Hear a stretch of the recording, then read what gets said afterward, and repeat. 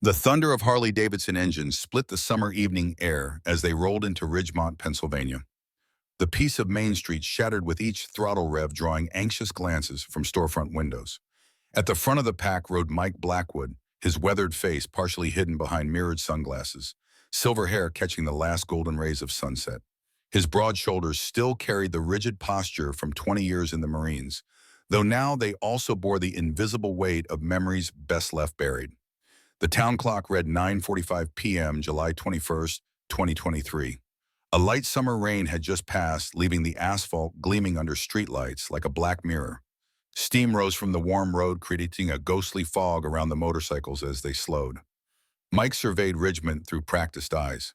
A small town like countless others across America, familiar enough that he could map its power structures within moments. The clean, historic downtown with American flags outside the courthouse. The aging diner with neon lights. The stark division between the manicured Highland Hills, where the money lived, and the faded neighborhoods where everyone else made do. Behind him, 12 members of the Iron Brotherhood slowed their bikes, the formation tightening as they approached Eleanor's diner. Their leather vests displayed their insignia, an iron fist clutching a torch, along with military service patches. Not a gang, though most would mistake them for one. Something altogether different. "Typical welcome," Ray Daniels muttered as he pulled alongside Mike. At 62, Ray was the oldest member, his face deeply lined from years under desert suns. His gray beard couldn't hide the scar running along his jaw, a souvenir from Fallujah. "Everyone looking but nobody wanting to see us." Mike nodded. "Let's get some coffee. Been a long ride." The Iron Brotherhood parked their Harleys in a perfect line outside Eleanor's diner. The formation wasn't for show. It was muscle memory from men who understood that discipline kept you alive. The bell chimed as they entered. Conversations died. Silverware stopped clinking against plates. A country song continued playing from an old jukebox, the singer's voice suddenly conspicuous in the silence. 8 booths lined the windows, half occupied by locals who stared with undisguised concern. The counter held 3 men in work clothes who swiveled on their stools to watch the newcomers. Mike took off his sunglasses, revealing eyes the color of a winter sky, pale blue, sharp and cold. He scanned the room methodically, an old habit that had saved his life more than once. His gaze settled on a woman approaching from behind the counter. Sarah Reynolds moved with the efficiency of someone who had worked the same job for years. Auburn hair pulled back in a practical ponytail, early 30s, wearing a blue uniform dress with the diner's logo. Mike immediately noted the long sleeves despite the July heat. Her professional smile never reached her eyes, which held the wary look of prey assessing a predator. "Evening, gentlemen," she said, her voice steady but thin. "Anywhere you'd like." Mike gestured toward the large corner booth. "That'll work." The Brotherhood settled in, their movements synchronized from years of riding together. They didn't need menus, ordering coffee all around with a side of whatever pie was fresh. Sarah wrote it down with a slight tremor in her hand that most wouldn't notice. But Mike noticed, just as he noticed how her eyes darted to the corner booth every 30 seconds. In that corner sat a man in his early 40s wearing a tailored suit despite the hour. His manicured hands toyed with a gold signet ring as he spoke quietly into a cell phone. Everything about him radiated the confidence of someone accustomed to being obeyed. The nameplate on his Italian leather briefcase read, "James Conway, First Ridgemont Bank." When Sarah approached his table with a coffee pot, Conway covered his phone and whispered something that made her shoulders tense. As she turned away, Mike caught it, the flash of fear in her eyes, a look he had seen too many times before. "You been working here long?" Mike asked when Sarah brought their coffee. She seemed startled by the question, as if casual conversation was unexpected. "About 6 years now." "Good town." Her smile tightened. "It's home." When she leaned forward to pour Ray's coffee, her sleeve rode up just enough. The bruises circled her wrist in the distinct pattern of fingerprints, dark purple fading to yellow at the edges. Not the first time, not by a long shot. Mike locked eyes with her. She quickly tugged her sleeve down and stepped back. "Some wounds can't be hidden under long sleeves," Mike said quietly. Sarah froze coffee pot, suspended midair. For a moment, something flashed in her eyes, a desperate hope quickly extinguished by practiced caution. "I'll get your pie," she said, retreating to the kitchen. Conway stood from his corner booth buttoning his suit jacket with practiced precision. He nodded to several patrons as he walked toward the door, his shoes clicking on the linoleum. He paused at the counter to leave a crisp $20 bill, making sure others noticed his generosity. His eyes swept over the Brotherhood with calculated indifference before he left the bell announcing his departure. "That's James Conway," Ray said, voice low. "I heard about him from the writer chapter in Pittsburgh. Comes from old money, runs the bank his grandfather started. Family owns half this town." Mike watched through the window as Conway climbed into a black Mercedes S-Class. And the woman, Sarah Reynolds. Word is her husband died in Afghanistan, no kids. Conway's been looking out for her since then. Mike's jaw tightened. Not the kind of looking out she needs. The Brotherhood ate their pie in silence. Years together meant they could communicate without words. They all recognized the signs. They had seen it before in other towns with other women. When Sarah returned to refill their coffees, Mike noticed a fresh red mark on her cheek that hadn't been there earlier. Conway's parting gift. "Passing through or staying?" she asked, her voice carefully neutral. "Haven't decided," Mike answered. "Know any decent motels nearby?" "Pine Grove Motel off Route 16 is clean, nothing fancy." Mike nodded his thanks, leaving a $100 bill under his coffee cup as they prepared to leave.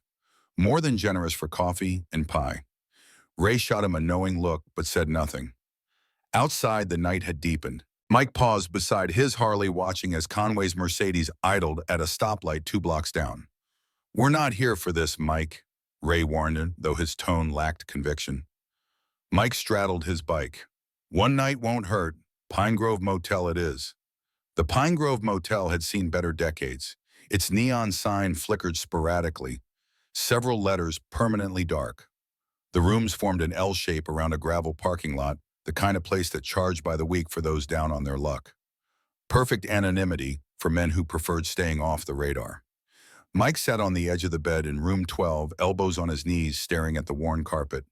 The room smelled of industrial cleaner and cigarettes from 1,000 previous occupants.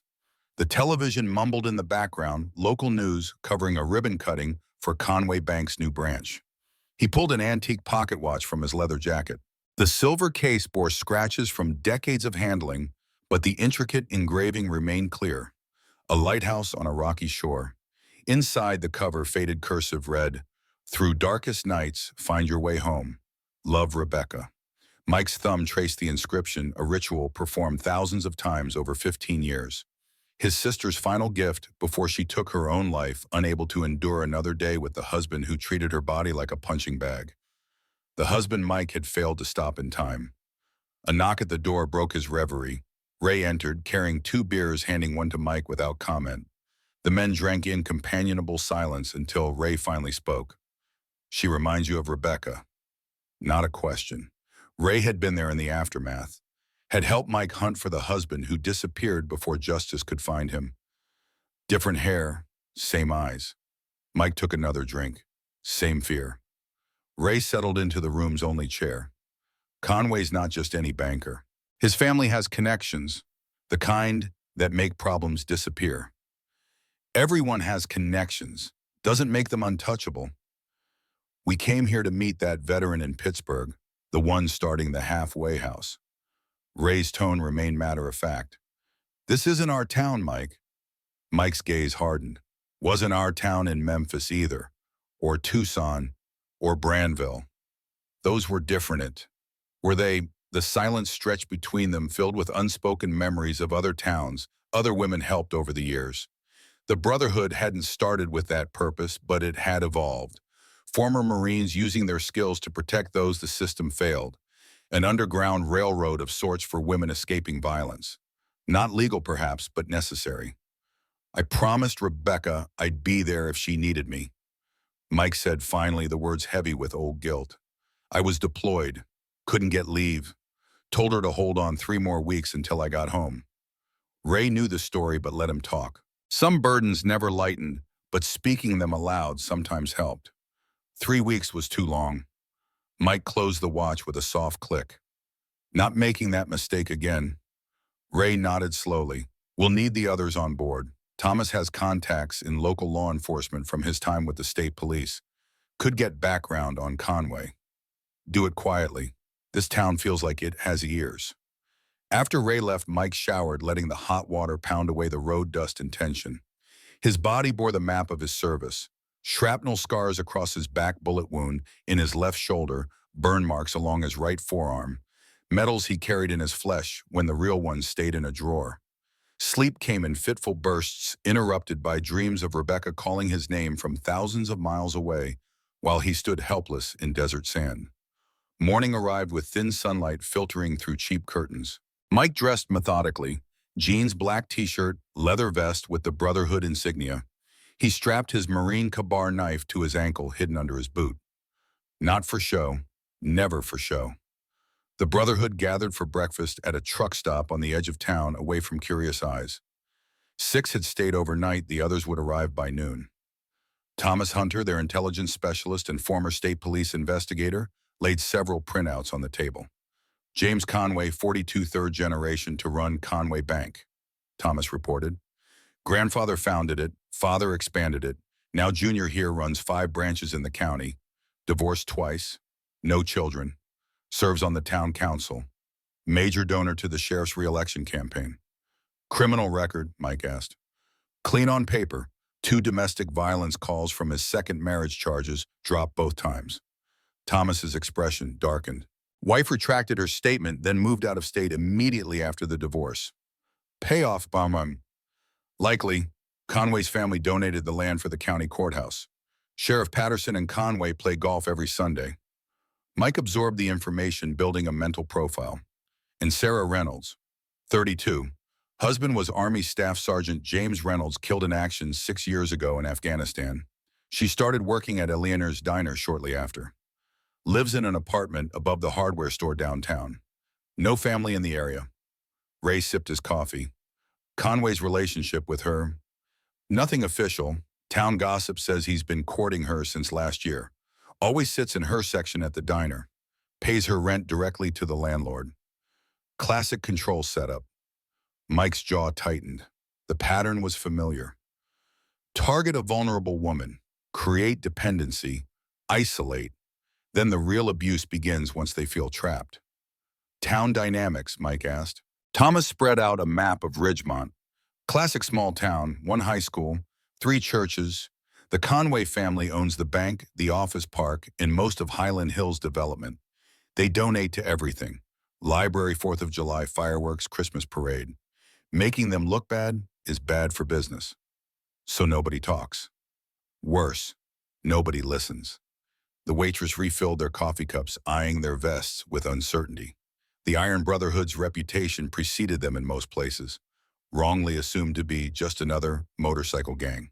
Their true purpose remained need to know. Mike outlined their next steps. Observe Conway's routine. Establish Sarah's situation. Document everything. The Brotherhood had learned that justice required evidence, especially when going against the powerful. We stay under the radar, Mike concluded.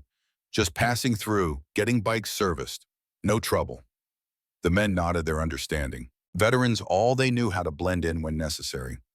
And if trouble finds us, Ray asked, though he already knew the answer. Mike's winter blue eyes hardened. Then we remind trouble why that's a mistake. Eleanor's Diner bustled with the lunch crowd when Mike entered alone.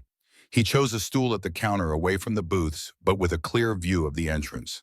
Sarah moved between tables with practiced efficiency, her smile professional, but empty. The long sleeves remained despite the afternoon heat. Mike ordered a burger and coffee, keeping his interaction minimal. He wasn't there to draw attention. Conway arrived precisely at 12:30, occupying his corner booth with the entitlement of ownership.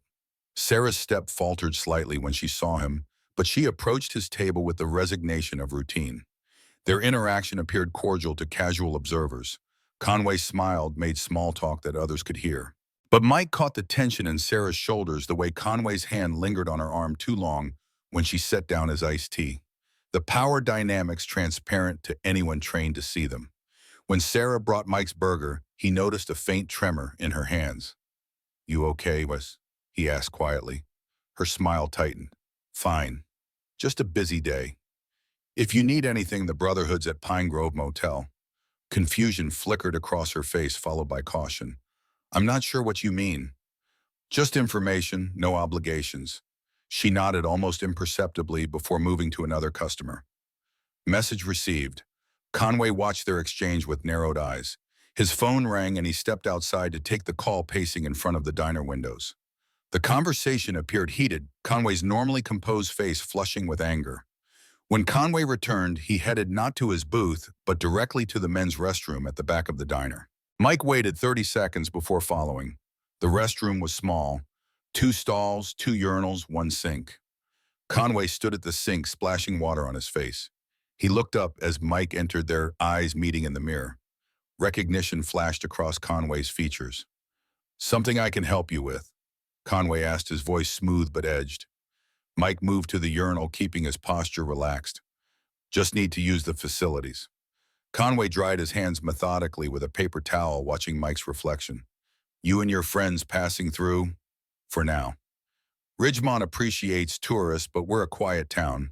We like keeping it that way. Mike turned to face him directly. Quiet towns often have the loudest secrets. Conway's smile never reached his eyes. Philosophy from a biker. How unexpected. Marine, 20 years. Retired. Mike stepped closer, invading Conway's carefully maintained personal space. We see things civilians miss.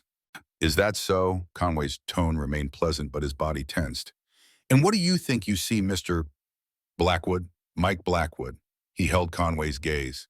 I see a woman wearing long sleeves in July. I see fingerprint bruises on her wrist. I see fear when you walk in the room. The banker's facade cracked slightly, a muscle twitching near his eye. You should be careful about making accusations. Sarah and I have a private relationship that's none of your business. I've buried too many men like you, Conway. Don't make me dig another hole. Conway laughed, but it lacked humor. Threats now in my town? You clearly don't know who you're dealing with. Neither do you. They stood in silent confrontation, 2 predators sizing each other up. Conway broke first, straightening his tie. Enjoy your meal, Mr. Blackwood. I suggest you and your friends find the highway soon. Ridgemont isn't as hospitable to outsiders who overstay their welcome. Conway pushed past Mike, their shoulders colliding. A deliberate challenge. Mike let him go, watching the bankers retreating back with cold calculation. When Mike returned to the counter, he noticed Conway stop at Sarah's station. The banker grabbed her wrist, pulling her close to whisper something in her ear. Sarah's face drained of color. Conway smiled at the other patrons as he left, dropping money on his table with a flourish. Sarah avoided Mike's table for the remainder of his meal. When he finally caught her eye, the fear had intensified. Whatever Conway had said had landed its mark. Mike left another oversized tip with a business card tucked underneath. On the bite, he had written a phone number and the words, anytime, no questions asked. Outside, Ray waited on his motorcycle, having watched the diner entrance. Conway made you... He tried to establish dominance. And Mike mounted his Harley. Failed. This just got complicated, Ray observed. It was always complicated. Mike started his engine. Conway's going to make a move, probably try to run us out of town. Get the Brotherhood ready. The roar of twin engines echoed down Main Street as they pulled away, drawing stares from pedestrians. In his side mirror, Mike saw Conway watching from his Mercedes cell phone pressed to his ear. This is just the beginning, Ray shouted over the engine noise. Conway won't let this stand. Mike nodded grimly. The gauntlet had been thrown down. There was no turning back now. The Brotherhood gathered in Mike's motel room that evening, 12 men forming a council of war around a table covered with town maps and printouts. The air conditioner struggled against the combined body heat, forcing them to leave the door open to the warm night. Mike explained his confrontation with Conway, while the others listened in silence. These men had followed him through desert firefights and mountain ambushes. They understood the unspoken code that bound them. Conway will check us out, Mike concluded. He'll find our official story, Veterans Motorcycle Club doing charity work supporting military families. What he won't find is our other activities. Thomas tapped his laptop. I pulled the county property records. Conway Bank holds mortgages on 70% of local businesses, including Eleanor's Diner. Eleanor Henderson is 68, running it alone since her husband died. Conway could foreclose if she causes trouble. Economic control, Ray noted. Classic small-town power play. Sheriff's Department, Mike asked. Sheriff William Patterson, age 56, former Army MP, 4 terms as sheriff. His brother-in-law is the mayor. Conway donated $50,000 to his last campaign. Mike absorbed the information. So the law belongs to Conway. Not all of it, Thomas countered.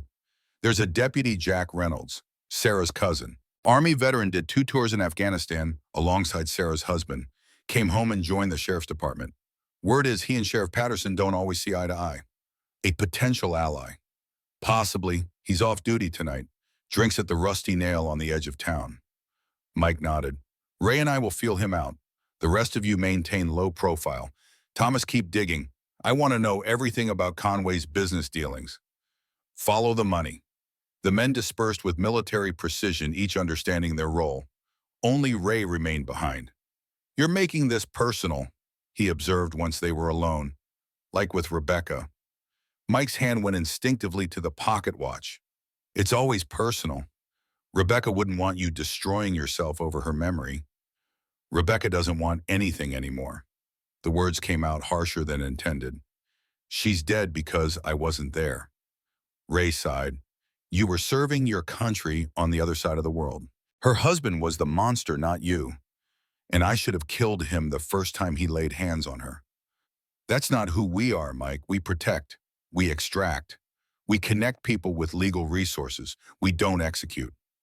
Mike turned away, staring out the window at the neon motel sign reflecting in a puddle. Sometimes I think that's our mistake. The Rusty Nail lived up to its name, a dive bar built from weathered wood and corrugated metal on the outskirts of town. Neon beer signs provided most of the illumination. A jukebox played Waylon Jennings. The clientele consisted mainly of blue-collar workers unwinding after their shifts. Mike spotted Deputy Jack Reynolds immediately. Mid-30s military buzz cut, drinking alone at the bar. His off-duty clothes couldn't hide his lawman's posture. Mike took the stool beside him while Ray positioned himself at a table with a view of the entrance. Jack Reynolds, Mike asked. The deputy tensed, hand instinctively moving toward his hip before remembering he wasn't carrying. Who's asking? Mike Blackwood, Iron Brotherhood. Recognition flickered in Jack's eyes. The motorcycle club from the diner. People are talking about you. Small towns always talk. Jack studied him for a moment, then nodded toward the bartender for another round. Conway called the station about you today. Wanted Sheriff Patterson to run your plates check for warrants. Find anything interesting? Nothing actionable. Marine veteran with a spotless record. Purple Heart in Fallujah. Bronze Star in Afghanistan. Jack took a drink, though Conway seemed disappointed by that. I met your cousin today, Sarah. Jack's expression hardened. What about her? She's wearing long sleeves in July, has bruises on her wrists, flinches when Conway comes near. The deputy stared into his whiskey. You're observant. 20 years in the Marines teaches you to notice details, especially ones that might get you killed. And what business is Sarah to you? Mike chose his next words carefully. The Brotherhood has a particular interest in situations like hers. Veterans' families looking for help they can't get through normal channels. Jack's eyes narrowed. Vigilantes. Problem solvers. The deputy exhaled slowly. Sarah's husband, Jim, was my best friend. We joined it up together. I was with him when he died in Afghanistan. Last words he said were asking me to look out for her. You've done a poor job of it. Jack's face flushed with anger, but shame quickly replaced it. You think I haven't tried? Conway owns this town. The first time Sarah called about him getting rough, I responded. Filed a report. Next day, Sheriff Patterson had it erased from the system. Told me Conway was a pillar of the community and Sarah was emotionally unstable after losing Jim. And you accepted that. I pushed back, ended up on graveyard shift for 6 months. Nearly lost my job. Jack knocked back his whiskey. I keep an eye on her when I can. Try to be around when Conway visits. It's not enough, I know that. Mike studied the younger man, recognizing the conflict of a good cop in a corrupt system. What if there was another option? Something outside official channels? Jack lowered his voice. Conway isn't just a banker with a mean streak. There's something bigger happening. Sarah told me he keeps a separate set of books at the bank. Large cash deposits from shell companies, properties purchased through offshore accounts, money laundering. Maybe worse. Last month, a woman passed through town, foreign accent scared. She came to the station asking about missing girls, said they were promised jobs in America, but ended up somewhere else. She had a bank receipt from Conway Bank. Jack stared at his empty glass. Next day, she was gone. Sheriff said she moved on. I don't believe it. Mike felt a cold certainty settle in his gut. Human trafficking. I can't prove anything. Every time I start pulling threads, they disappear. Conway has friends in the state capitol. Powerful friends. The Brotherhood has resources. We can help Sarah get out. Jack shook his head. She won't leave. Tried convincing her last Christmas after Conway put her in the hospital with accidental broken ribs. She said she has nowhere to go and Conway would find her anyway. Everyone has a breaking point. Maybe she's reached it. Conway's gotten worse recently, more controlling. She's been documenting things, keeping records. Jack leaned closer. If you're serious about helping, I'm in. Whatever it takes. Mike nodded. We move carefully. Conway already has his eye on us. Be careful. Conway isn't the top of the food chain. There's someone above him. Jack hesitated. I've seen a symbol on some of Conway's private papers. 2 circles, one inside the other, with a dot in the center. Military. Mike felt a jolt of recognition but kept his face impassive. Not any military insignia, I know. They exchanged phone numbers, agreeing to meet again the following night. As Mike stood to leave, Jack grabbed his arm. Why are you really doing this? You don't know Sarah or me. Mike thought of the silver watch in his pocket, of Rebecca's voice on their last phone call telling him not to worry, that things would be fine until he got home. Let's just say I'm balancing scales that can never be balanced. Mike's phone rang at 6:17 the next morning. Jack Reynolds' voice crackled through the speaker, tense and urgent. Sarah's missing. Mike sat up instantly, alert. Details. She didn't show up for her morning shift. Eleanor called me. Sarah's never missed work without calling. Her apartment's empty, but her car's still at the diner from last night. Her purse is there too. Signs of struggle. Nothing obvious, but she wouldn't just leave without her purse or car. Jack's voice dropped.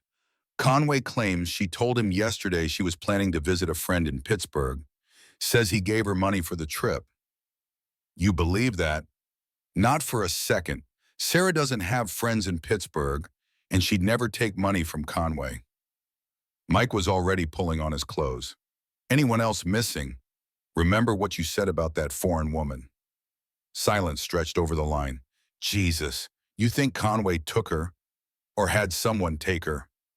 Where are you now? Outside her apartment. It came unofficially. Sheriff Patterson hasn't been notified yet. Stay there. Don't file any reports. We're on our way. Mike mobilized the Brotherhood with military efficiency. Within 20 minutes, all 12 men gathered in the motel parking lot receiving assignments. Thomas would access property records identifying any Conway-owned buildings where someone could be held. 3 men would monitor Conway's home and bank. Ray and Mike would meet Jack at Sarah's apartment. The others would canvass the town discreetly, listening for anything useful. We operate as if we're in hostile territory, Mike concluded. Conway has the local authorities. We stay under the radar, check in every 2 hours. Any sign of trouble, fall back to the motel. Sarah's apartment sat above Jensen's Hardware on Main Street, a small 1-bedroom with outdated appliances and cheap furniture. Jack let them in with a spare key he'd had since Jim's death. The apartment showed no signs of violence. Bed made, dishes washed, but Mike noticed subtle indicators of a hasty exit. A cabinet door slightly ajar, a drawer not fully closed. In the bathroom, toothbrush and toothpaste missing, but makeup left behind. Packed in a hurry, Ray observed, or made to look that way. Jack opened the closet. Some clothes gone, but her favorite jacket's still here. And her suitcase is under the bed. If she planned a trip, she'd take that. Mike examined the sparse living room. A bookshelf held novels and photo albums. A framed photo of Sarah and a man in army uniform. Jim Reynolds. Wedding rings on a chain next to the frame. Sarah still considered herself married to her dead husband. Computer, Mike asked. She has a laptop. It's not here. Jack ran a hand through his short hair. Conway's lying. She didn't plan any trip. Mike opened dresser drawers methodically. In the bottom drawer, beneath carefully folded sweaters, he found a manila envelope. Inside were photocopied bank documents with transaction records, names of shell companies, property transfers, all initialed by Conway. And on several pages, the symbol Jack had mentioned, two concentric circles with a central dot. She was gathering evidence, Mike said, showing the papers to Jack, against Conway. Jack's face paled. If he found out. Ray examined the window overlooking the alley behind the hardware store. Scuff marks on the sill, recent. Mike joined him, spotting what Ray had seen. Black marks on the white paint, someone entering or leaving through the window. He leaned out, studying the fire escape. A small piece of blue fabric caught on a rusted bolt, the same blue as Sarah's diner uniform. They took her last night, Mike concluded, after her shift. Jack paced the small living room. We need to search Conway's properties. Not yet, Mike cautioned. We don't know who's watching. Conway expects us to react. We need to be smarter. They concealed the evidence Sarah had gathered, agreeing that Jack would return to duty as if nothing unusual had happened. Mike and Ray left separately, avoiding Main Street cameras. By noon, the Brotherhood had compiled a list of potential locations. Conway owned 12 properties in the county, including 3 remote ones, a hunting cabin, a foreclosed farm, and a warehouse on the edge of town. The warehouse makes most sense, Thomas reported at their emergency meeting. Former machine shop, thick walls, no neighbors, loading dock for vehicles. Conway foreclosed on it last year. Papers say it's scheduled for demolition, but no permits have been filed. Mike studied the satellite images Thomas had pulled. Security chain link fence, one main entrance, loading dock and back. No visible cameras, but doesn't mean they're not there. Ray pointed to a building half a mile away. This gives us a vantage point. We can observe patterns before moving in. Mike nodded. We'll need equipment from the cache. The cache was a Brotherhood insurance policy, waterproof containers buried in remote locations across the country containing equipment that couldn't be legally transported across state lines. Non-lethal weapons, communication devices, lock-picking sets, the tools of their shadow war. As darkness fell, Mike positioned 3 two-man teams around Conway's warehouse. He and Ray took the observation post, setting up a spotting scope on the roof of an abandoned grain silo with clear sight lines to the target. For 3 hours, nothing moved at the warehouse. No lights, no vehicles. Mike was beginning to question their intelligence when headlights appeared on the access road. A black SUV with tinted windows approached the gate. A man emerged to unlock it, then returned to the vehicle and drove inside. Conway, Ray asked, adjusting the night vision scope. Too big, hired muscle. The SUV parked at the loading dock. The driver opened the rear door and another man emerged. Even from a distance, Mike recognized Conway's imperious posture. A third man exited the passenger side, larger than the others. Security. 3 tangos, Mike noted. No sign of Sarah. Conway and his men disappeared inside the warehouse. 15 minutes later, lights flashed briefly at a high window before being obscured again. Mike's phone vibrated. A text from Jack, sheriff, asking questions about Brotherhood. Conway filed complaint about harassment at diner. Tread carefully. Conway's setting us up, Ray said after reading the message. Establish legal pretext before making us disappear. Mike lowered the scope. We need to know if Sarah's in there before we move. Frontal approach is suicide with unknown numbers inside. Mike considered their options. We need a diversion, something to draw them out, see their response pattern. Ray grinned. I think we can arrange that. At precisely 2:17 a.m., a transformer on the power line feeding the warehouse exploded in a shower of sparks. Brotherhood member Jackson had served in the Army Corps of Engineers. He knew exactly where to place a small charge for maximum effect without creating a fire hazard. The warehouse plunged into darkness. 30 seconds later, emergency lights flickered on inside. The SUV's headlights activated. 2 men emerged, weapons drawn, scanning the perimeter. Not Conway. 2 visible. Both armed, Mike reported through their secure communication system. Handguns only. The guards inspected the fence line, then one made a call. Within minutes, a patrol car arrived. Sheriff's Department. Well now, Ray murmured. Isn't that interesting? A deputy emerged, speaking with the guards. Even from a distance, Mike could see the deference in the officer's body language. The patrol car circled the warehouse, one spotlight sweeping the grounds, then departed. Official protection, Mike noted. Patterson's involved. The guards returned inside. The warehouse settled back into apparent quiet, but Mike knew better now. Sarah was almost certainly inside, and Conway had law enforcement on his payroll. They withdrew before dawn, regrouping at the motel. The next phase would require precise planning. A frontal assault against armed guards with police support would be suicidal. They needed leverage, a way to separate Conway from his protection. As the Brotherhood debated strategies, Mike's phone rang. Jack Reynolds. "I found something," the deputy said without preamble. "Conway's scheduled to move inventory from the warehouse tomorrow night. Special client coming to inspect the merchandise first." "What inventory?"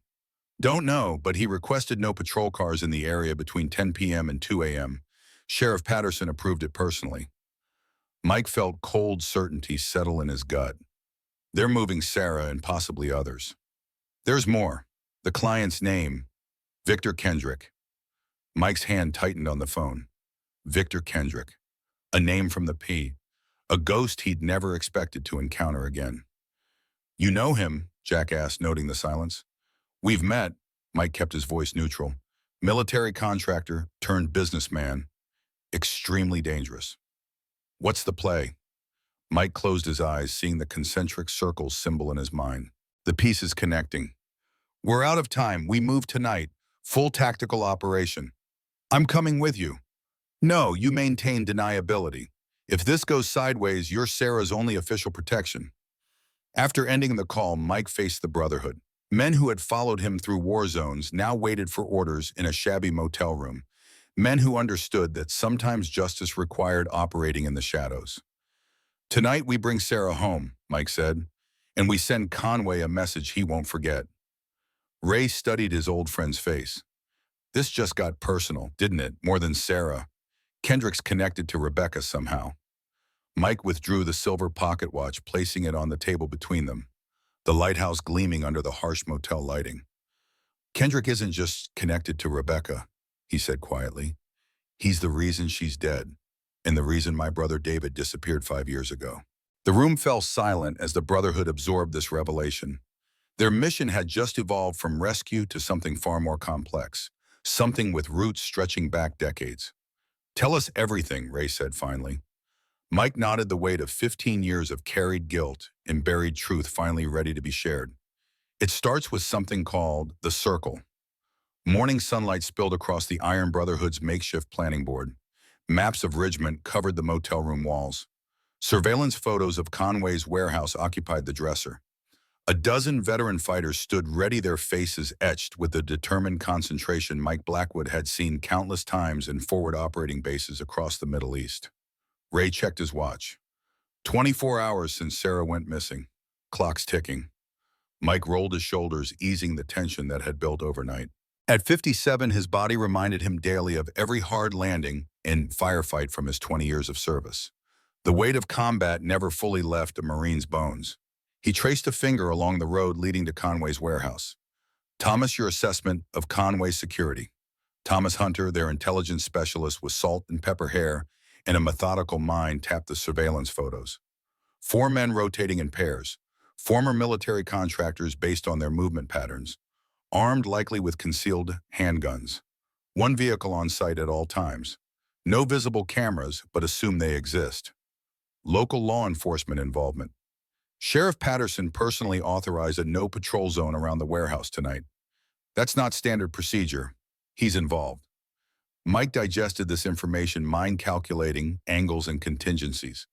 The Brotherhood operated in the shadows, an unofficial network, helping those who fell through the cracks of official justice. But this operation felt different, personal. The concentric circle symbol connected Conway and Kendrick to ghosts Mike had buried years ago. "We move in 3 teams, he decided finally. "Ray and I take point on Sarah's extraction. Jackson, you lead Team 2 on security neutralization. Marcus, your team provides perimeter control and emergency extraction if needed. Non-lethal tactics only." The men nodded. Veterans understood the gravity of operating on American soil. They weren't vigilantes seeking vengeance. They were protectors honoring an oath that extended beyond their discharge papers. "Synchronize your watches. We move at 2100 hours. As the Brotherhood dispersed to prepare, Mike lingered over the map. Ray stayed behind, concern etched in his weathered features. You need to tell them the whole story about Kendrick, Ray said quietly. About what he did to Rebecca. About David. Mike's jaw tightened. Not yet. They need clear heads. They deserve to know what they're walking into. After we get Sarah out, Mike promised, then I'll tell them everything. The sun climbed higher as Mike stood alone at the motel window watching Main Street traffic flow beneath a cloudless summer sky. Ridgemont appeared so normal on the surface. American flags adorned storefronts. People hurried to work with coffee cups in hand. A perfect postcard of small-town America hiding a rotting core. Mike withdrew the silver pocket watch from his jacket. The lighthouse engraving caught the sunlight, momentarily blinding him with its reflection. He closed his fingers around it, feeling Rebecca's presence as clearly as if she stood beside him. Almost time, sis, he whispered. Almost time. Eleanor's diner hummed with lunchtime chatter when Mike entered alone. Conversations faltered momentarily as regulars recognized him, then resumed with hushed intensity. News traveled fast in small towns. He chose a corner booth with a view of both entrances, a tactical habit ingrained from decades of survival. Eleanor Henderson herself approached his table. 60s silver hair pulled into a neat bun, eyes sharp with intelligence that belied her grandmotherly appearance. Coffee black, Mike ordered. Eleanor poured without speaking, then surprised him by sliding into the opposite seat. She folded weathered hands atop the table, studying him with frank assessment. Sarah's a good girl, she said finally. Hard-working. Never misses a shift. Mike nodded, waiting for the point. Conway told everyone she went to visit friends, but Sarah doesn't have friends outside Ridgemont. Not anymore. Eleanor's voice lowered. Not since Conway started taking interest in her. You don't believe his story. I've owned this diner 32 years, seen 3 generations of Conways throw their weight around. Her eyes hardened. James is the worst of them. His father was ruthless in business, but James takes pleasure in control, especially over women. Mike sipped his coffee, letting Eleanor's words hang in the air between them. Sometimes silence extracted more information than questions. Sarah's not the first young woman to disappear from Ridgemont, Eleanor continued, confirming what Jack had suggested. Last summer, a girl from the high school vanished a week before graduation. Principal said she transferred. Nobody believed it, but nobody asked questions either. Why not? Eleanor gave a bitter smile. Conway Bank holds mortgages on 90% of businesses in town. Sheriff Patterson golfs with Conway every Sunday. Mayor Clayton receives generous donations for every campaign. The whole system's rigged. Anyone who speaks up finds themselves foreclosed, fired, or worse. What about you? Aren't you risking your diner talking to me? I'm 78 years old, Mr. Blackwood. My husband's dead. My children moved away. What more can they take from me? She leaned forward. Besides, I own this building outright. Conway's grandfather tried to buy it in 1968. My husband told him to go to hell. Mike smiled despite himself. You knew Sarah was gathering evidence against Conway. Eleanor's eyes widened slightly. She showed me some bank documents, said something wasn't right with the numbers. Foreign accounts receiving large transfers, properties purchased with cash. I told her to be careful. But she kept digging. She's stubborn, like her father was. The Reynolds family doesn't back down easily. Eleanor glanced toward the kitchen. That cost her husband his life in Afghanistan, and now... She didn't finish the thought. There's something else, Mike prompted gently. Eleanor hesitated. Last month, a young woman came in, foreign accent, Eastern European maybe, scared eyes, ordered coffee but barely touched it. She asked about someplace safe to stay. Said she escaped from bad men. I gave her Sarah's number since Sarah's always helping strays. Eleanor's voice quavered. Next day, Conway came in with Sheriff Patterson. They asked about the girl. Said she was an illegal immigrant they needed to process properly. I never saw her again. The implications hung heavy in the air. Human trafficking, the ugliest business on earth, hiding behind Ridgemont's perfect small-town facade. Why are you telling me this? Mike asked. Because you and your men aren't just passing through. Eleanor stood smoothing her apron. I've seen your kind before. My first husband was Force Recon, Vietnam. You carry the same look in your eyes. She placed a key on the table. Back door to the diner. Sarah sometimes used my office computer to make copies. Might be something there you can use. After Eleanor returned to the counter, Mike slipped into her cramped office. The ancient computer took nearly 5 minutes to boot. The password protection took 30 seconds to bypass with tricks Thomas had taught him.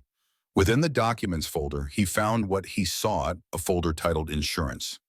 Sarah had methodically documented Conway's activities for months. Bank transfers, property acquisitions through shell companies, meetings with men whose faces Mike recognized from intelligence briefings during his final years in service. Human smuggling routes disguised as shipping manifests. But what froze Mike's blood was a photograph dated 3 years earlier. Conway standing alongside Victor Kendrick at a charity gala. Between them stood a third man whose face Mike knew intimately. Senator William Holloway, chairman of the Armed Services Committee. The man who had buried Mike's final mission report 15 years ago. The report that would have exposed Kendrick's treason. The three men formed a triangle in the image, each wearing identical gold pinky rings, bearing the concentric circle symbol, the circle. A shadow network of powerful men protecting each other's interests and darkest secrets. Mike copied the files to a USB drive, his mind racing with implications. This wasn't just about Sarah anymore. It connected directly to Rebecca's death, to David's disappearance, to a conspiracy he glimpsed during his final deployment that nearly cost him his life. The circle wasn't merely Conway's local protection racket. It was a national network with tentacles in military contracts, in international banking, and human trafficking. And tonight, one of its highest-ranking members would be at Conway's warehouse. When Mike slipped out Eleanor's back door, his phone buzzed with a message from Thomas. Warehouse activity increasing. 4 new guards arrived, moving heavy equipment inside. Something big happening tonight. The noose was tightening. Whatever Kendrick planned for tonight, Sarah was at the center of it. The Brotherhood needed to move faster than planned. Pine Grove Motel buzzed with controlled chaos as the Brotherhood prepared for their operation. Weapons were checked and rechecked. Communication devices tested. Medical supplies staged. These men had performed this dance countless times across war zones and disaster areas. Their movements reflected years of muscle memory and trust. Mike stood apart studying the intelligence they'd gathered. His mind alternated between tactical analysis and haunting memories. Every few minutes, his hand instinctively touched the pocket watch. Ray approached, concern etching deeper lines into his weathered face. You need to focus, Mike. This isn't just about Rebecca anymore. It was always about more than Rebecca. Ray lowered his voice. The men deserve to know what they're walking into, especially if Kendrick is involved. Mike knew Ray was right. The Brotherhood operated on trust. Each man risked his freedom every time they conducted an extraction. They deserved the full picture. He called the team together, 12 hardened veterans forming a semicircle in the cramped motel room. Men who had followed him through firefights and ambushes from Fallujah to Kandahar. Men who had built a brotherhood stronger than blood. There's something you need to know, Mike began. Something I should have told you years ago. He removed the silver pocket watch, holding it where all could see. My sister Rebecca gave me this before my 3rd deployment. She was married to a banker named Andrew Phillips. Abusive, controlling. I warned her before I shipped out. Told her to leave him. Mike's voice remained steady, but those who knew him recognized the emotional undertow. While I was in Afghanistan, Phillips escalated his abuse. Rebecca called military family services, but they were overwhelmed with cases. She filed police reports, but Phillips had connections. Every complaint disappeared. The Brotherhood listened in silence. Many had seen similar patterns in families they'd helped over the years. 2 weeks before my deployment ended, Rebecca called. Scared, said Phillips threatened to kill her if she tried leaving again. I requested emergency leave, denied. My team was involved in a classified operation tracking weapons smugglers with military connections. Mike's gaze hardened. The operation led us to Victor Kendrick. Several men shifted uncomfortably. Kendrick's name carried weight in military circles. A former Special Forces operator turned private military contractor whose company secured billions in defense contracts. Kendrick was selling weapons to insurgents through shell companies. We gathered evidence prepared to move on his operation. Then orders came down to stand down. Our intelligence was declared inconclusive. The mission was scrubbed. Mike opened the watch, revealing the inscription inside. 3 days later, Rebecca took her own life. Phillips reported it as suicide. Case closed within 48 hours. No investigation. Phillips disappeared shortly after his debts mysteriously erased his records, expunged. Ray stepped forward. When Mike and I investigated privately, we found connections between Phillips and Kendrick's financial network. The same network that later appeared on 3 continents, always linked to weapons smuggling, money laundering, and human trafficking. Always protected by powerful people. Always marked by the same symbol, 2 concentric circles. Mike displayed Sarah's photographs on his laptop. The Circle, an organization of powerful men who protect each other's interests no matter how corrupt. Conway is a local node. Kendrick is much higher in their structure. They've been operating in plain sight for decades. The Brotherhood absorbed this information with the grave focus of men accustomed to unpleasant truths. Thomas spoke first. Your brother David, his disappearance 5 years ago, connected. Mike nodded. David was investigating defense contract irregularities at the Pentagon. Traced money through shell companies back to Kendrick. Then he vanished. His apartment cleaned out. His files erased. Official story, mental breakdown, went off-grid voluntarily. Marcus, a former force recon sergeant with a philosopher's mind, leaned against the wall. So tonight isn't just about saving Sarah. It's about exposing the Circle. Sarah's extraction remains primary objective, Mike clarified. But yes, she stumbled onto something bigger than Conway's local operation. Something connected to Rebecca, to David, and to corruption that reaches the highest levels of government and military. The room fell silent as each man processed the implications. They had signed up to help vulnerable women escape abusive situations. Now they faced a conspiracy with the resources to destroy them all. Jackson broke the tension. Well, I was getting bored with simple extractions anyway. His attempt at humor elicited grim smiles. When do we move? Mike checked his watch. 90 minutes. Kendrick arrives at 2200 hours. We strike at 22:30 after Conway gives him the tour, but before any transfer occurs. As the men resumed preparations with renewed purpose, Ray pulled Mike aside. You still haven't told them everything about what happened to your unit after the Kendrick operation was scrubbed. Mike's expression darkened. They don't need that burden. If Kendrick recognizes you tonight, he won't. It's been 15 years, and I was officially declared dead in that ambush. Remember? Ray gripped Mike's shoulder. Just be careful. The Circle has destroyed everyone who's crossed them. I don't want to lose you too. Mike nodded, but his mind had already shifted to operational mode. Tonight would end one of 2 ways: with Sarah's freedom and evidence against the Circle, or with his long-delayed reunion with Rebecca. Either outcome brought its own kind of peace. Darkness shrouded Conway's warehouse as Mike observed through high-powered binoculars. The loading dock lights cast harsh shadows across the gravel lot. 2 guards patrolled the perimeter fence while 2 more manned the main entrance. All carried themselves with the distinctive posture of military training. Mike toggled his secure communication device. Alpha in position. Report status. Bravo ready. Ray's voice crackled from his position, covering the rear access. Charlie in position. Jackson and his team would neutralize the perimeter security. Delta standing by. Marcus commanded their emergency extraction team. Mike studied the warehouse through thermal imaging. At least 8 heat signatures moved inside.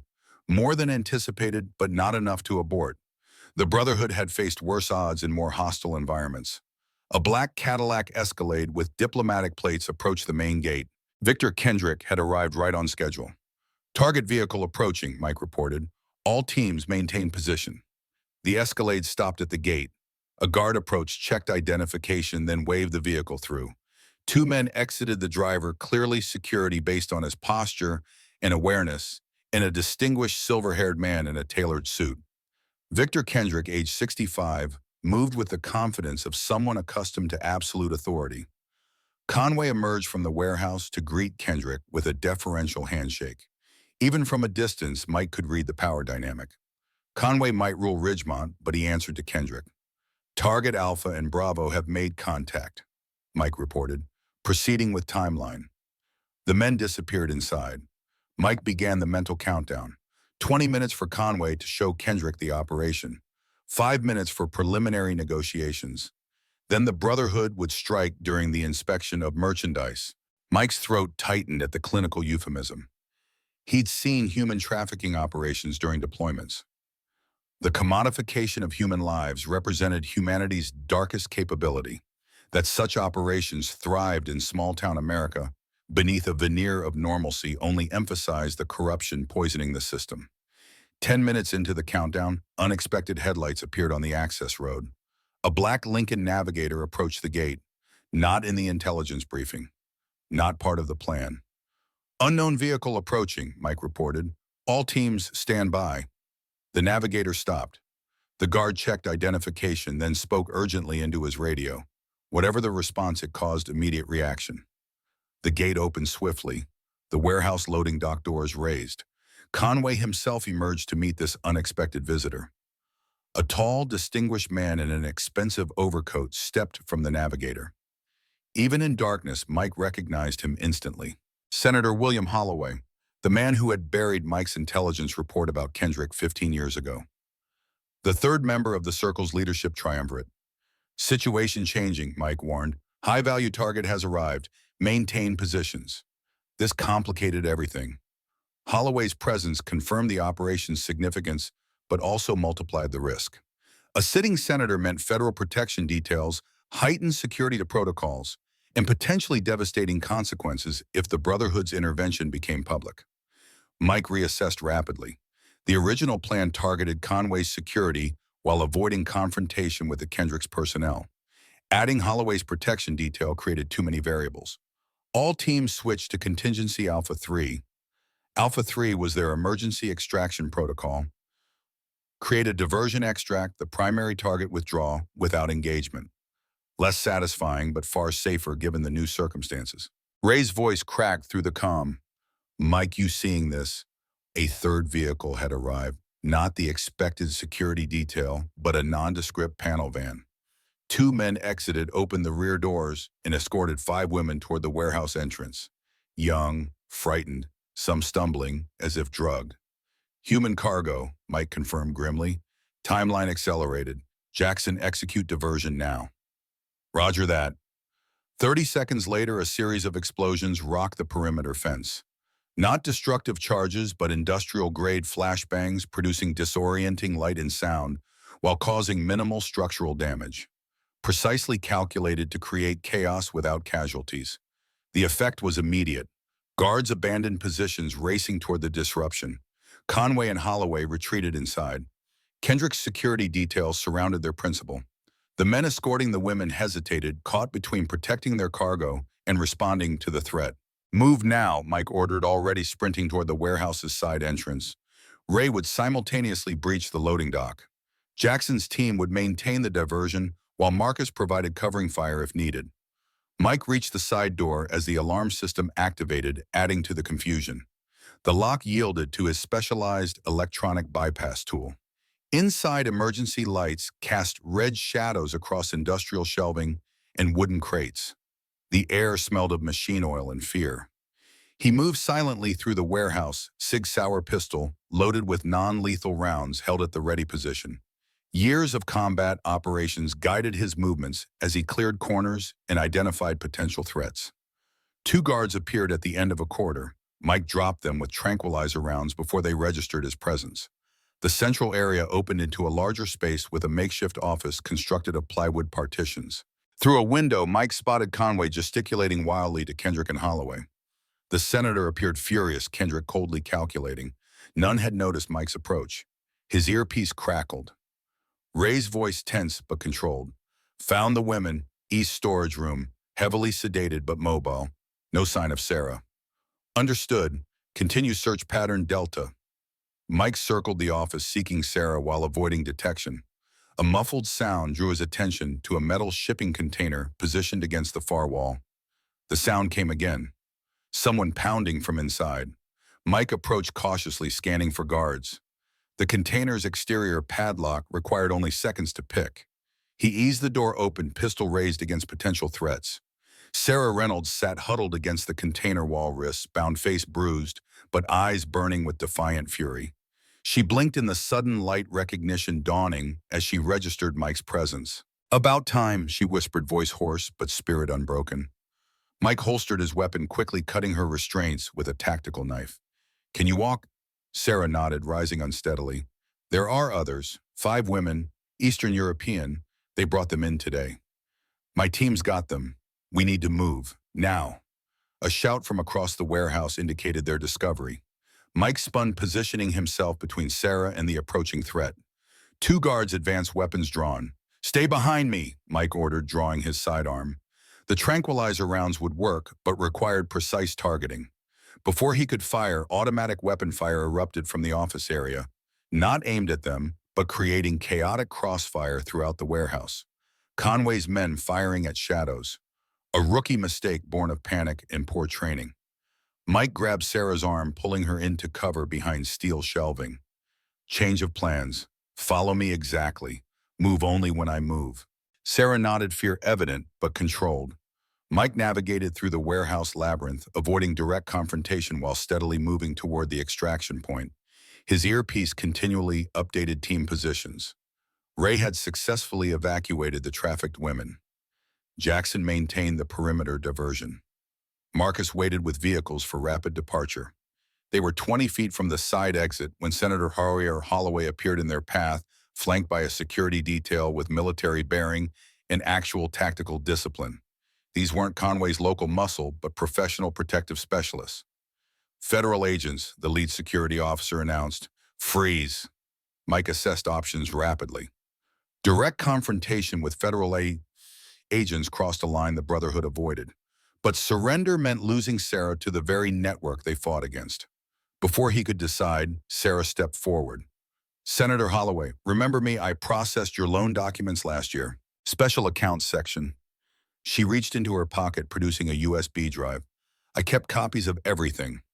Your offshore transfers, the shell companies, the payments to Kendrick's organization. Everything." Holloway's face hardened. "You have no idea what you're involving yourself in, young lady." "I know exactly what I'm involved in," Sarah countered. "Human trafficking, money laundering, corruption." Her voice strengthened with each accusation. "My question is, do your constituents know what their senator is involved in?" Holloway's security detail exchanged uncertain glances. This wasn't a standard protection scenario. Their principal stood accused of serious crimes by a credible witness. Mike seized the moment of hesitation. "Senator, your security team consists of federal agents sworn to uphold the law. Are you ordering them to obstruct justice by detaining a witness to federal crimes?" The lead agent's expression revealed the internal conflict. His duty to protect the senator warred with his oath to uphold the law. Shouting from deeper in the warehouse broke the standoff. Conway's voice panicked. "They're getting away! Stop them!" Gunfire erupted again, this time with the distinctive sound of professional weapons handled by experienced operators. Kendrick's security team engaging the Brotherhood. Holloway made his decision. "Let them pass," he ordered his detail. "We were never here." The agents stepped aside, their faces carefully neutral. Professional training overriding personal judgment. Mike guided Sarah toward the exit, keeping himself between her and potential threats. Outside, Marcus waited with an unmarked van engine running. "Move," Mike ordered, helping Sarah inside before climbing in himself. "All teams extract now. Mission accomplished." As the van accelerated away from the warehouse, Sarah clutched the USB drive. "Will this be enough to bring them down?" Mike watched the warehouse recede in the side mirror, already calculating their next moves. "It's a start, but the circle has powerful protection." "Then we need more evidence," Sarah stated with surprising resolve, "and I know where to find it." The van merged onto the highway, disappearing into the anonymity of nighttime traffic. Behind them, police sirens wailed toward the warehouse. Ahead lay uncertainty and danger, but also the first real opportunity to expose the circle that Mike had found in 15 years. He touched Rebecca's watch in his pocket. "One step at a time," he told Sarah. "First we get you somewhere safe. Dawn broke over the mountain ridge as the Iron Brotherhood's convoy navigated the winding forest roads 50 miles outside Ridgemont. The safe house came into view, a rustic cabin nestled among towering pines, isolated and defensible. Brotherhood member Frank Chen had purchased it under multiple shell companies after retiring from Army intelligence, creating a ghost property invisible to standard database searches.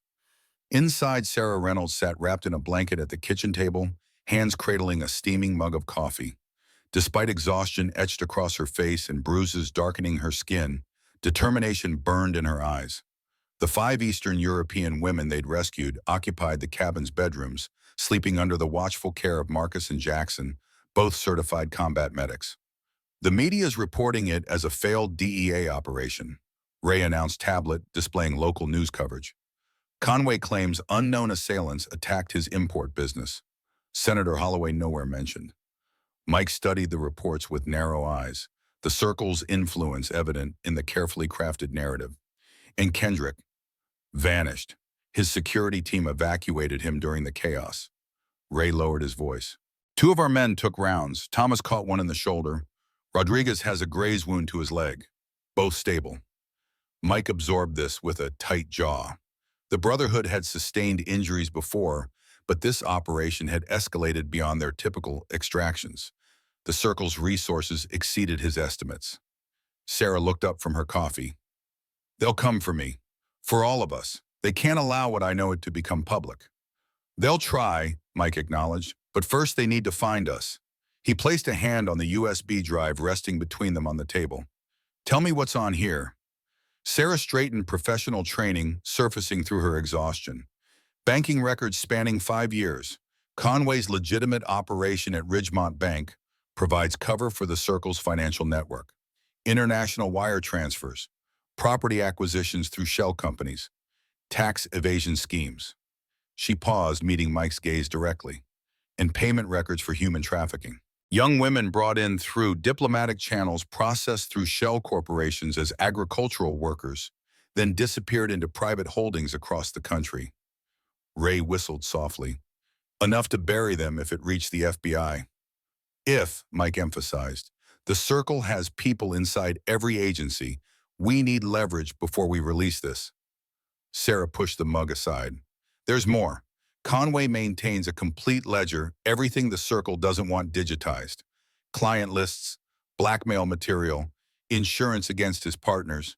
He keeps it in a hidden safe at his Highland Hills estate. Her eyes flashed with controlled anger. I processed the construction permits for his renovation last year. The architectural plans included a panic room behind his office bookcase. That's where you'll find everything needed to dismantle their entire operation. Mike exchanged glances with Ray. A direct infiltration of Conway's heavily secured home represented a substantial escalation. Beyond their typical operations, beyond even their military experience. Why would Conway document everything? Ray asked. Seems like an unnecessary risk. Insurance, Sarah explained. Conway may control Ridgemont, but he's just a middle manager in the Circle. Kendrick and Holloway could eliminate him without consequences. The ledger ensures they can't without exposing themselves. Mike absorbed this tactical calculations running through his mind. When we hit the warehouse, we cost them millions and expose operational vulnerabilities. They'll be pulling back, consolidating assets, eliminating connections to the Circle. Including Conway, Ray concluded. Exactly. Mike stood pacing the cabin's worn floorboards. Conway becomes their liability. Too exposed to maintain, too dangerous to eliminate without recovering his insurance policy first. Sarah followed his reasoning instantly. They'll move on Conway. Go after the ledger. And we'll be waiting. Mike checked his watch. Rebecca's watch, the silver case catching morning sunlight. I need to make a call.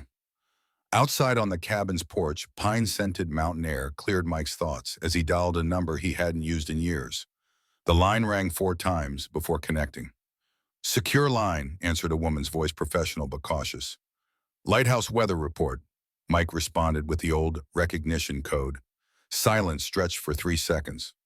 Authentication expired. Identify. Blackwood Michael J. Marine Corps Force Recon. Service number 872-34-9176. More silence then, Mike. You're supposed to be dead. Amanda Hayes, FBI special agent, sounded genuinely shocked. They'd served together during joint operations in Afghanistan before she transitioned to federal law enforcement. Reports greatly exaggerated, Mike replied. I need a secure meeting. Information on Operation Broken Circle. The code name registered immediately.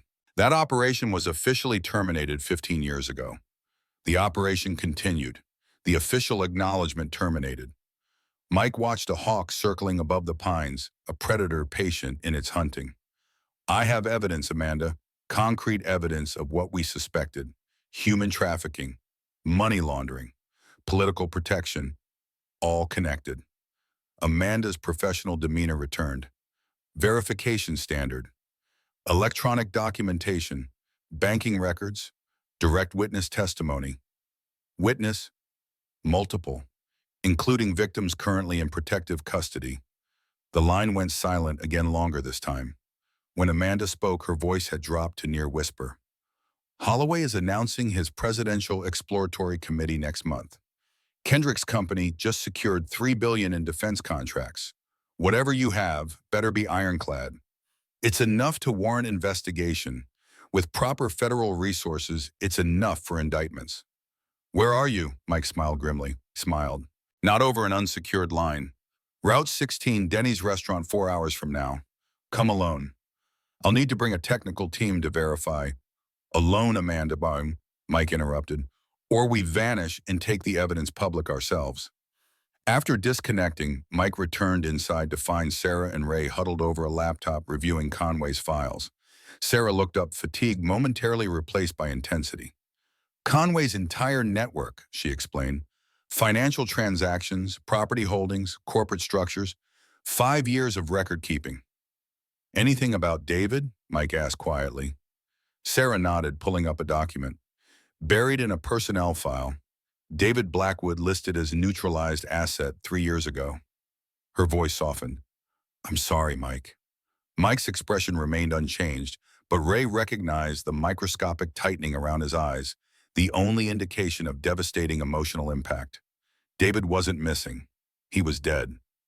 We suspected as much, Mike said finally, but we need confirmation. There's something else. Sarah opened another file displaying a photograph of David alongside another man. This was taken 2 weeks before his neutralization. Mike leaned closer, recognition dawning. Thomas Harris, Treasury Department investigator, went missing during a corruption investigation.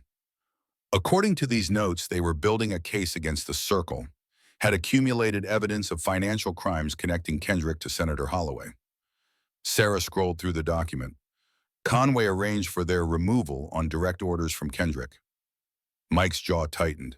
They killed a federal agent and made him disappear completely, Ray added. That crosses every line. It gets worse, Sarah continued.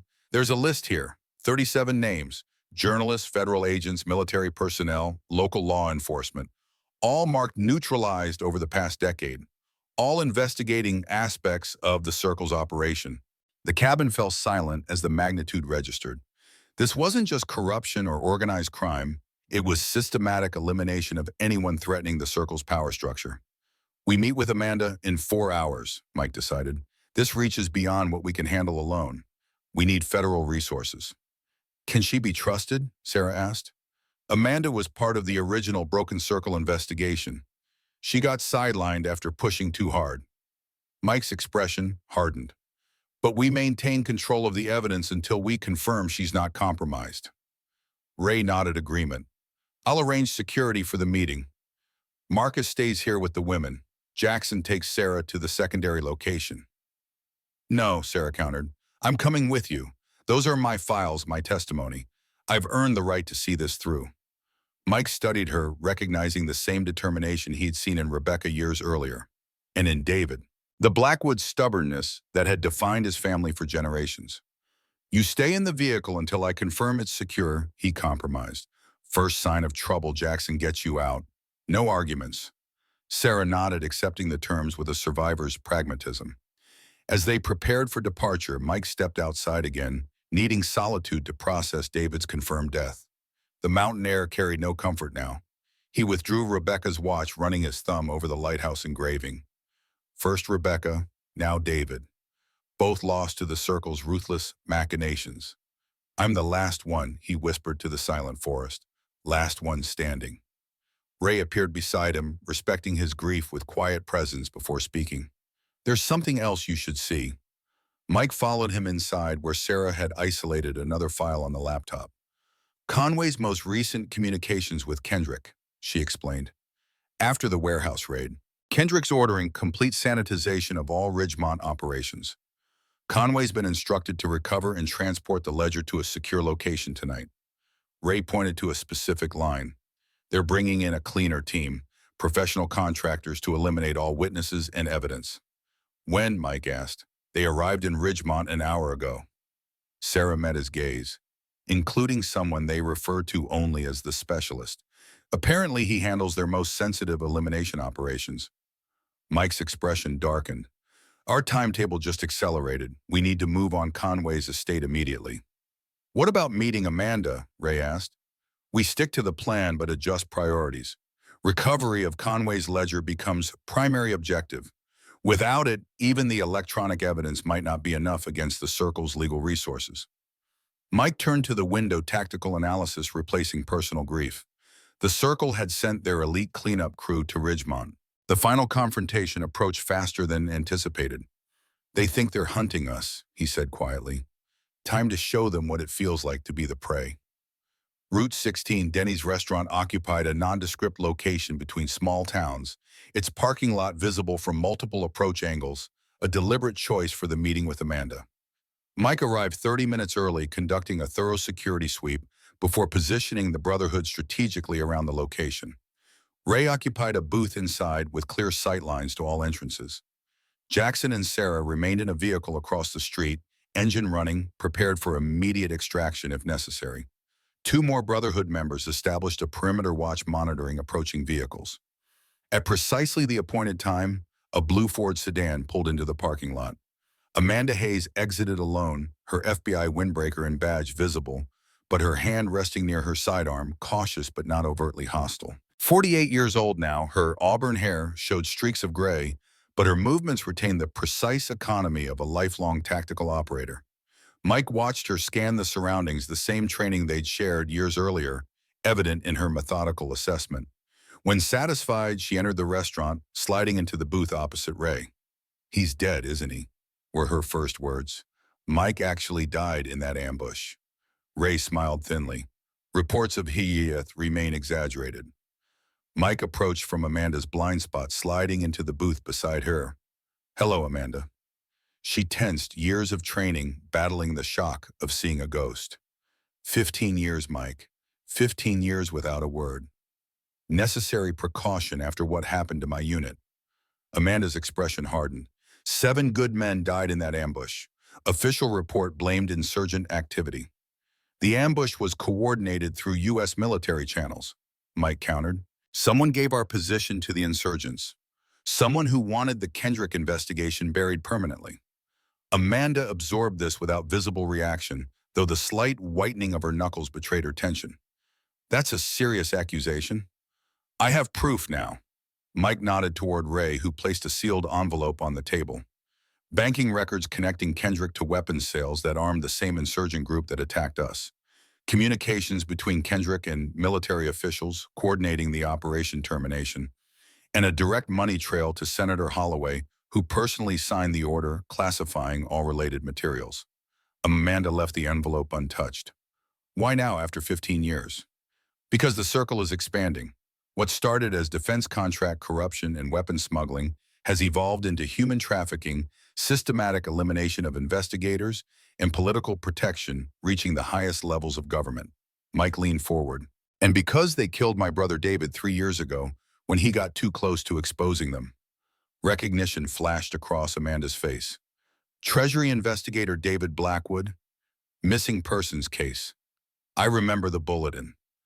Not missing, murdered on Kendrick's orders carried out by Conway's organization." Amanda finally reached for the envelope, examining its contents with professional detachment that gradually gave way to cold anger. "This is enough for warrants, enough to open formal investigations into Kendrick and Conway, possibly even Holloway." Except for one problem, Ray interjected. The Circle has people inside every agency. How do we know who to trust? Amanda met his skepticism directly. Because I've been building my own case for 12 years, operating independently off official channels, gathering evidence, identifying clean agents I can trust. She reached into her jacket, producing a slim file, including evidence connecting the Circle to 34 suspicious deaths of law enforcement and military personnel. Mike exchanged glances with Ray. This aligned with Conway's list of neutralized assets. You knew about David, Mike realized. Amanda nodded grimly. I tried to warn him. He was moving too fast, too openly. By the time I tracked him to Chicago, he had already disappeared. Her expression softened momentarily. I'm sorry, Mike. He was a good man. We have a witness, Mike continued after a moment. Sarah Reynolds, bank employee who discovered Conway's operation. She has first-hand knowledge of the Circle's financial structure, including human trafficking operations. Where is she? Secure location until we confirm your operation is contained. Amanda accepted this limitation without argument. Smart. The Circle's infiltration is extensive. She hesitated before continuing. There's something else you should know. The Circle isn't just expanding their operation, they're consolidating power. Senator Holloway's Presidential Exploratory Committee isn't just politics. It's the culmination of decades of positioning. If he reaches the White House, the Circle achieves unparalleled influence, Mike finished. We have a small window before they realize what we have. Amanda checked her watch. I can assemble my team within 24 hours. Clean agents operating outside normal channels. We move simultaneously against Conway, Kendrick, and Holloway with the evidence combined. Too slow, Mike countered. The Circle has already dispatched cleaners to Ridgemont. They're eliminating evidence and witnesses as we speak. Conway maintains a physical ledger documenting everything, Ray explained. Names, dates, operations, blackmail material, insurance against his partners. Where? Amanda demanded. Secured in his Highland Hills estate, and he's been ordered to transport it to Kendrick tonight. Amanda processed this rapidly. That's our best opportunity. Physical evidence connecting all parties. Impossible to deny or classify. My team is preparing to recover it, Mike stated. Tonight. Not alone, Amanda countered. This requires federal authority to ensure admissibility. And if your team is compromised, it won't be. 4 agents only, my most trusted people. Amanda's determination matched Mike's. This ends tonight, Mike. All of it. For David, for Rebecca, for everyone they've destroyed. Mike studied her years of operational experience, assessing her sincerity and capability. Finally, he nodded. Coordinated operation. Your team handles legal authority and evidence collection. My team provides tactical support and security. Agreed. As they finalized details, Mike's phone vibrated with a message from Jackson. Vehicle approaching. Black SUV, government plates. Mike tensed. We have company? Unmarked federal vehicle. Amanda's expression remained unchanged. Not mine. They moved with practiced efficiency. Mike sliding from the booth while Ray created a distraction, knocking over his coffee. Amanda followed Mike toward the kitchen exit while activating her phone. Williams, I need immediate support at my location. Potential hostiles approaching. Outside, Mike spotted the black SUV circling the parking lot, 2 men in suits scanning the restaurant windows. Cleaners, Mike assessed. Professional. They tracked Amanda. My car's compromised, she realized. Mike guided her toward an employee exit. Alternative extraction point, 200 yards east. They moved swiftly through the restaurant's back area, past startled kitchen staff, and into the delivery alley. Ray joined them seconds later, maintaining communication with their perimeter team. SUV deploying 4 operatives, military bearing, concealed weapons. Amanda drew her sidearm. How did they find us so quickly? The Circle's resources exceed our estimates, Mike answered, leading them toward an emergency rendezvous point where Jackson waited with a secondary vehicle. They reached the tree line bordering the restaurant property when the first shots impacted nearby, precision fire from trained operatives.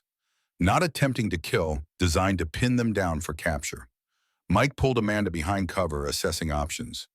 They want us alive, probably to determine what we know and who we've told. Tactical mistake, Amanda commented, checking her weapon. Dead witnesses tell no tales. Brotherhood protocol active, Ray reported, relaying their situation through secure communications. Jackson initiating package security measures. Mike nodded approval. Sarah's safety remained priority. If compromised, the Brotherhood would activate emergency protocols dispersing to secondary safe houses with copies of the evidence. A voice called from the restaurant perimeter. Agent Hayes, this is a matter of national security. Surrender immediately. Amanda's jaw tightened. Homeland Security credentials. They're using federal authority as cover. Options limited, Ray assessed. Direct confrontation with federal agents crosses a line. Mike checked sightlines identifying potential escape routes. We don't need to win, just need to reach Jackson's position. The standoff escalated as more operatives established a perimeter. Professional, coordinated, clearly experienced federal agents or military contractors operating under official sanction. The Circle's infiltration of government agencies proved even more extensive than feared. Mike's phone vibrated with another message from Jackson. Incoming support, 3 minutes. Before Mike could respond, sirens wailed in the distance. Local sheriff's department responding to reports of armed individuals, a complication that could work in their favor. When the sheriff arrives, we move through the northeast perimeter, Mike decided. They'll hesitate to engage with local law enforcement present. The approaching sirens created the anticipated distraction. The federal operatives repositioned, several retreating to their vehicles to establish credentials for the local authorities.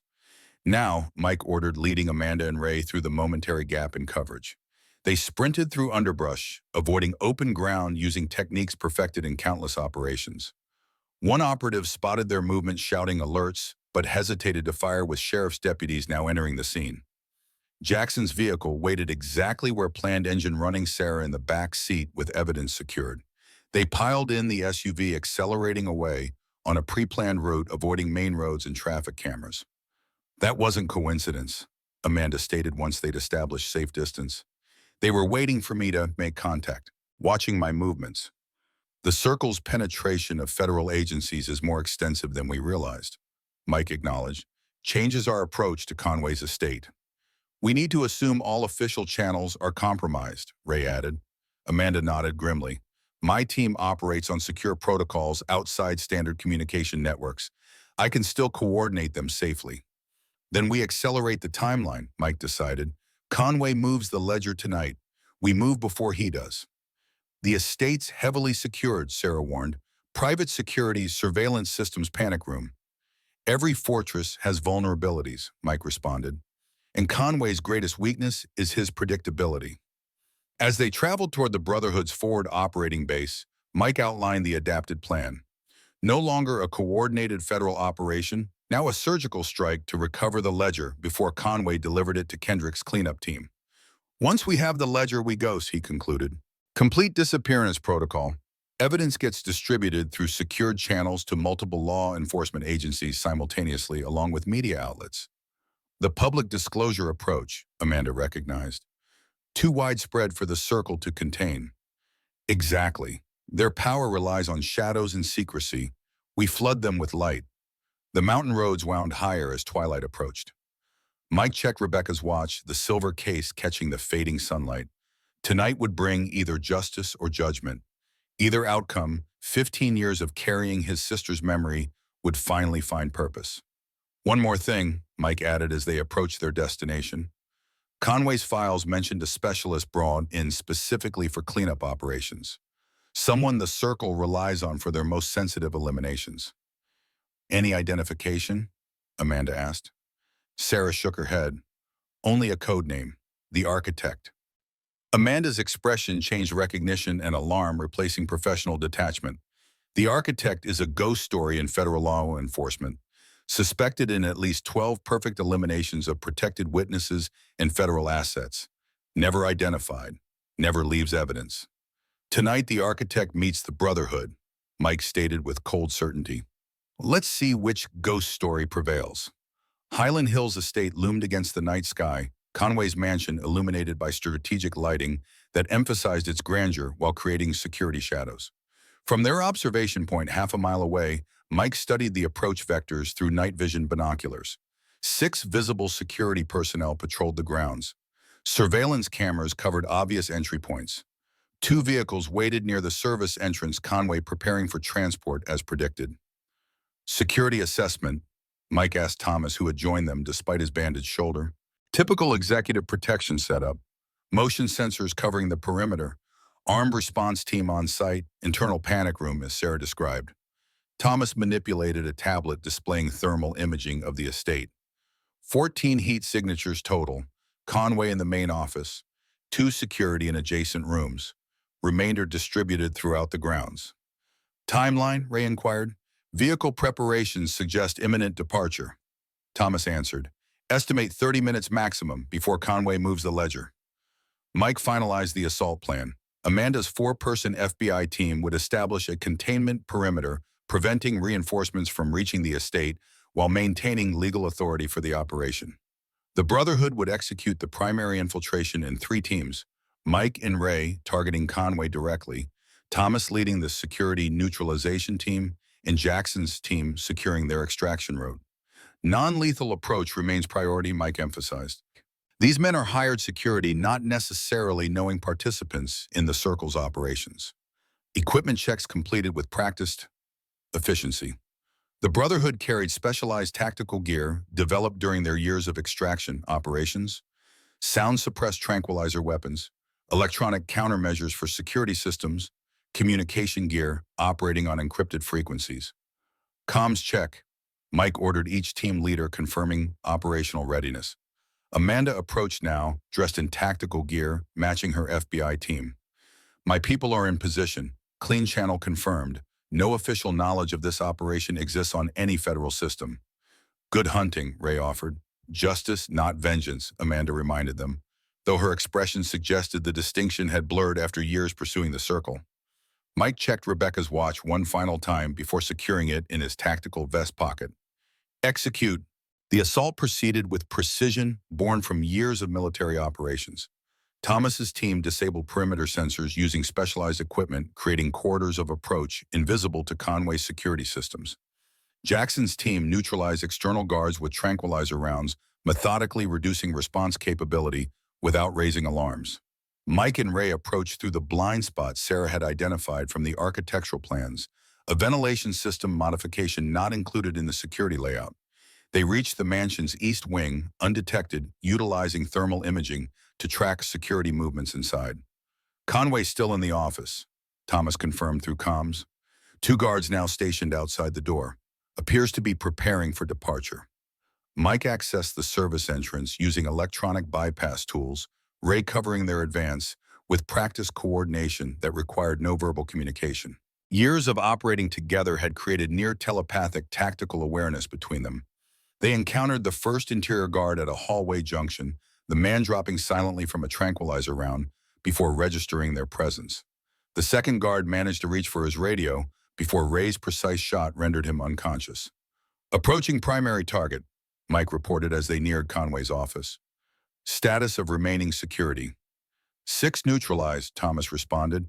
2 unaccounted for, possible roving patrol.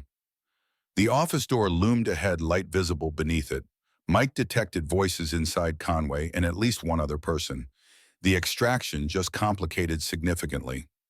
Ray deployed a surveillance device beneath the door, a fiber optic camera feeding images to his tactical display. Conway plus 1 unknown male. Business attire but military bearing. Armed. Mike reviewed the feed tactical assessment, triggering immediate recognition. That's not security. That's the architect. The man speaking with Conway possessed the unmistakable presence of a Tier 1 operator. Nothing flashy or obvious, quite the opposite. The careful economy of movement, the positioning that provided maximum tactical advantage within the room, the subtle alertness that never fully relaxed. Mike had served with such men, the elite of special operations communities. Change of plans, Mike decided instantly. We can't risk the architect escaping with the ledger. Ray nodded, understanding. Both men adjusted their weapons from tranquilizer to conventional rounds at a line they crossed only when absolutely necessary. Breach on my mark, Mike ordered. 3, 2, 1. Execute. Ray deployed a flashbang through the partially open door. The disorienting device detonated with precisely calculated effect, bright enough to temporarily blind occupants, but controlled to avoid setting fire to the office. They entered in perfect tandem, covering opposite sides of the room. Conway had dropped to the floor, hands covering his head in untrained panic. The architect, however, had already taken cover behind the heavy desk weapon, drawn despite the flashbang's effects. Federal agents, Mike announced, using the cover story to maintain operational legitimacy. Weapons down. Conway remained frozen in terror, but the architect responded with controlled precision, firing 2 shots that missed Mike by millimeters. Not random suppressive fire, calculated shots from a professional momentarily fighting blind. Mike and Ray returned fire, forcing the architect deeper into cover while advancing to secure Conway. The banker whimpered as Ray zip-tied his hands behind his back. "The ledger," Mike demanded. "Where is it?" "Panic room," Conway gasped, "behind the bookcase, already open for transport." The architect chose that moment to make his move, rolling from cover and firing with remarkable accuracy despite impaired vision. 1 round grazed Mike's tactical vest before Ray's return fire forced the operative back. "Extraction team be advised," Mike reported. "Active resistance from a special operator-level combatant." The firefight intensified. The architect demonstrating skills few operatives possessed. Each movement calculated, each shot deliberately placed. Mike recognized the tactical doctrine, an advanced close-quarters battle techniques taught to only the most elite special operations units. "Mike, he's stalling," Ray realized, waiting for backup. The assessment registered as tactical truth. The architect wasn't fighting to win, he was fighting to delay until reinforcements arrived. Time worked against them now. "Cover me," Mike ordered, then executed a flanking maneuver utilizing the office furniture for concealment. The architect anticipated the approach, adjusting his position accordingly, but Ray's suppressive fire created the momentary advantage Mike needed. He closed distance, transitioning from range combat to the close-quarters expertise that had defined force recon operations. The architect met him with equivalent skill. The fight evolved into a brutal efficiency of movement, no wasted energy, no flashy techniques. 2 lethal operators reduced to the fundamental essence of combat. A knife appeared in the architect's hand, a specialized tactical blade designed for silent kills. Mike barely evaded the first strike, feeling the whisper of steel past his ear. The second caught his tactical vest, slicing through material, but stopped by the ballistic plate beneath. Mike counterattacked with practiced combination strikes, targeting nerve clusters and structural weaknesses. The architect absorbed the impacts with professional detachment, returning precise counters that would have incapacitated a lesser opponent. "Mike incoming," Thomas warned through comms. Multiple vehicles approaching the estate perimeter. Tactical team configuration.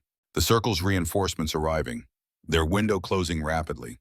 Mike redoubled his assault, accepting calculated risk to create offensive advantage.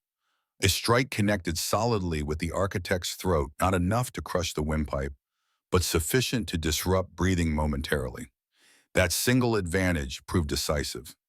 Mike followed with a combination learned in the unforgiving crucible of close-quarters combat, finishing with a precision strike to the temple that finally rendered the architect unconscious. "Target neutralized," Mike reported, breathing heavily, proceeding to secure primary objective. Ray maintained guard over Conway while Mike accessed the panic room. The bookcase swung away on hydraulic hinges, revealing a fortified chamber containing a wall safe already opened in preparation for transport. Inside lay a leather-bound ledger alongside digital backup drives. Mike secured all items in his tactical pack, photographing the contents with his secure device before closing the container. Primary objective secured, beginning extraction. They moved Conway toward the extraction point, the banker offering no resistance now that his security had been neutralized. The architect remained zip-tied and unconscious, Mike making the tactical decision to bring him as well. Such an operative would possess valuable intelligence on the Circle's highest-level operations. "Perimeter breach," Thomas reported urgently. "Hostile forces engaging Amanda's team at the main gate." "Alternate extraction route," Mike ordered immediately. "Protocol Echo." The Brotherhood's contingency planning proved its value as they diverted to a secondary exit point, avoiding the compromised main approach. Jackson's team provided covering fire from pre-established positions, creating a secure corridor for Mike and Ray to transport their high-value assets. "Vehicle ready," Jackson confirmed as they reached the service road behind the estate. Headlights appeared on the main approach, the Circle's reinforcements engaging Amanda's FBI team in what would appear to outside observers as an interagency operation. The confusion buying precious minutes for the Brotherhood's escape. They loaded Conway and the architect into separate vehicles, evidence secured with Sarah in a third transport. The convoy departed through predetermined escape routes, dispersing onto multiple mountain roads to complicate pursuit. Amanda reports successful disengagement, Thomas informed them, once safe distance had been established. Her team maintaining appearance of official operation to cover our extraction. Mike finally allowed himself to breathe normally, adrenaline ebbing, as tactical focus transitioned to strategic planning. They had secured Conway the architect, and most importantly, the physical evidence connecting the circle's entire operation. The ledger Sarah asked from the communications center they'd established at the forward operating base. Mike carefully removed the leather-bound volume from his tactical pack. Complete records, names, dates, financial transactions, everything Conway maintained as insurance against Kendrick and Holloway. Sarah examined the contents with professional banking expertise. This documents everything: offshore accounts, political payoffs, blackmail operations. Her voice hardened, and detailed records of human trafficking operations, including client lists with prominent names. Enough to destroy the circle completely, Ray confirmed. Begin distribution protocol, Mike ordered. Full evidence packages to Amanda's clean FBI team, parallel delivery to 3 separate U.S. attorney offices, digital copies to vetted journalists at major publications. The Brotherhood executed with practiced efficiency, utilizing secure communication channels developed over years of clandestine operations. By dawn, evidence documenting the Circle's crimes would reach too many independent authorities for containment. The shadow organization's power relied on secrecy and control, both now irrevocably compromised. Mike stepped outside the operations center, watching the first hints of dawn lighten the eastern sky. He withdrew Rebecca's watch, the silver case catching the early light. 15 years of carrying her memory-seeking justice that seemed perpetually beyond reach. "It's done, Rebecca," he whispered. "It's finally done." Ray joined him, respecting the moment with silence before speaking. Amanda reports initial arrests already underway. Kendrick taken into custody at his Virginia estate. 3 federal judges connected to the Circle placed on administrative leave pending investigation. And Holloway been barricaded in his Washington residence, claiming political persecution. FBI negotiating his surrender. Mike nodded satisfaction, tempered by the knowledge that justice rarely reached perfectly into every corner. Some aspects of the Circle might survive. Some members might escape prosecution through legal maneuvering or political protection. But the organization's power was broken, its secrets exposed to public scrutiny.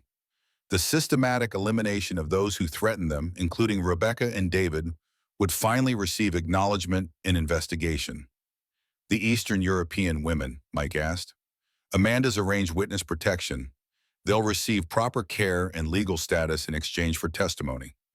Ray smiled slightly. And Sarah's already working with federal prosecutors, providing banking expertise to trace the Circle's financial network. The immediate battle concluded. Mike's thoughts turned toward the Brotherhood's future. For years, they had operated in shadows, extracting victims from dangerous situations, providing protection. Official channels couldn't or wouldn't provide. That mission remained necessary even with the Circle's collapse. "What now?" Ray asked, reading his thoughts as always. Mike watched the sunrise illuminating the mountain landscape. "We continue. Different targets, perhaps. Different operations. But the same mission." "Rebecca would be proud," Ray offered quietly. "David, too." Mike closed his hand around the silver watch, feeling its familiar weight and the engraving that had guided him through 15 years of searching for justice. "Through darkest nights, find your way home." The Brotherhood had more work to do, more lives to protect, more justice to secure. But for this moment, as dawn broke over the mountains and the Circle's power crumbled beneath the weight of exposed truth, Mike Blackwood had finally found his way home.